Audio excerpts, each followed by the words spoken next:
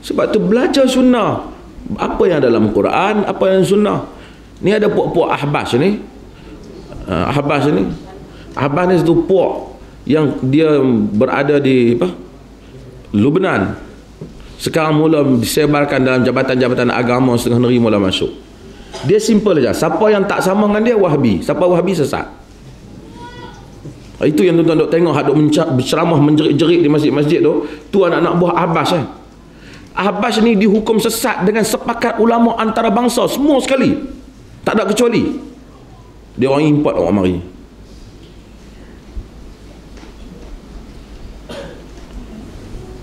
Dia disesatkan. Qaradawi hukum dia sesat.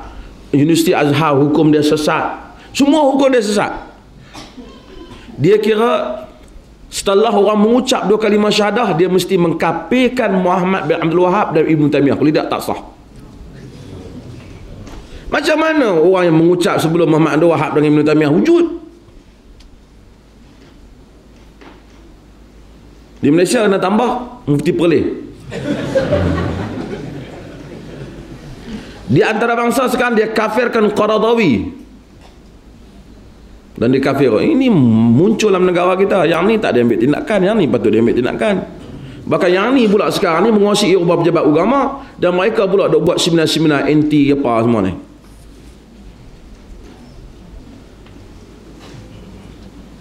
Dan mereka ni pelik. Apa saja orang Perleh dituduh umpamanya Wahabi. Orang Perleh bukan tahu Wahabi apa dia.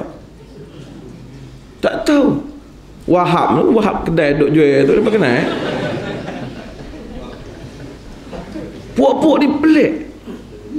Tidur tengah malam, buah kelapa jatuh, terbumbung. Wahabi, dia kata. Wahabi balik, kata. Apa saja Wahabi, pelik. Kita yang tak duduk baca buku Wahabi pun pasal duk cari apa Wahabi ni. Aku nak kena cari ya.